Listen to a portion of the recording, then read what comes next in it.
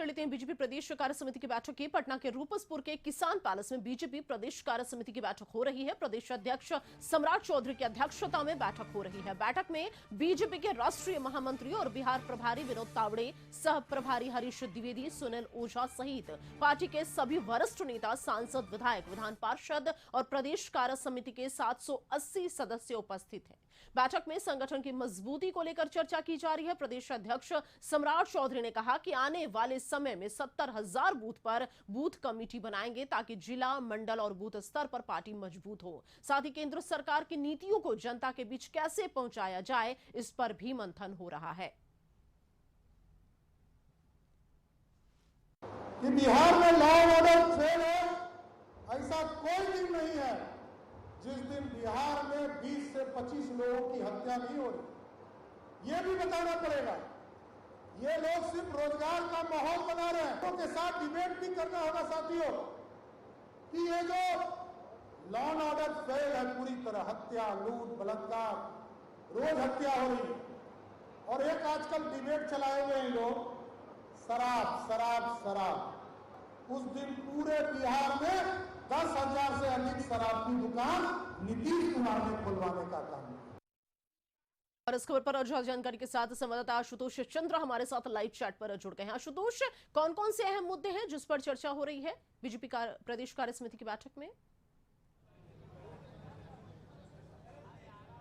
नहीं, सिर्फ एक और एक एजेंडा है कि किस तरह से जो केंद्र सरकार की योजनाएं हैं उसको आम लोगों तक पहुंचाई जाए, उसकी जानकारी आम लोगों तक पहुंचाई जाए। और आपने सुना होगा जिस तरह से प्रदेश अध्यक्ष सम्राट चौधरी के नेतृत्व में पहली कार्य समिति की बैठक हो रही है, तो स्वाभाविक तौर पर यह एक तरह से कहा जा सकता था कि इंट्रोडक्शन बैठक है और इसमें सम्राट चौधरी ने अपने विजन को भी रखा है। बाद में बाकी नेता भी अपने विजन को रखेंगे, लेकिन स्पष्ट तौर पर बस एक रणनीति थी कि 9 साल हो रहे हैं नरेंद्र मोदी सरकार के, और नरेंद्र मोदी सरकार के की उपलब्धियों को किस तरह से पब्लिक तक पहुंचाना है। सम्राट चौधरी ने साफ तौर पर कहा कि सब लोग जानते हैं कि केंद्र सरकार ने काम किया है, आपको ये बताना होगा कि किस तरह से काम हुआ है, बिजली कैसे पहुंची है, नल का जल के लिए पैसे कैसे केंद्र सरकार की तरफ से दिए गए हैं, साथ ही साथ कोरोना काल में 80 करोड़ लोगों को मुफ्त अनाज कैसे मिल सका है, स्वास्थ्य के क्षेत्र में किस तरह से सुविधाएं लोगों को मिल रही हैं। तो इन तमाम चीजों की जानकारी बुकलेट के जरिए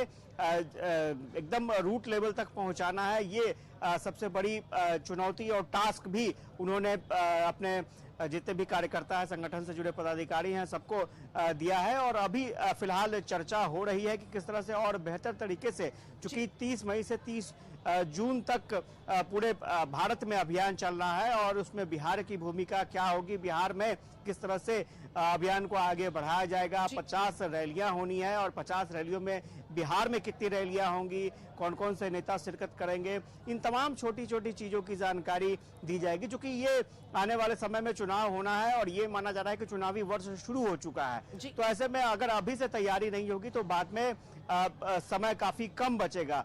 तो यही वजह है कि सारे जितने भी बीजेपी के प्रदेश बीजेपी के वरिष्ठ नेता हैं वो इस बैठक में शामिल हैं। और इस बैठक के बाद एक प्रेस कॉन्फ्रेंस भी होगा, ये बताया जाएगा कि किस तरह की योजनाएं आगे हैं और किस तरह की योजनाएं आगे हैं। प्रेस कॉन्फ्रेंस के जरिए ये जानकारी दी जाएगी। फिलहाल बहुत शुक्रिया आपका तमाम जानकारी के लिए।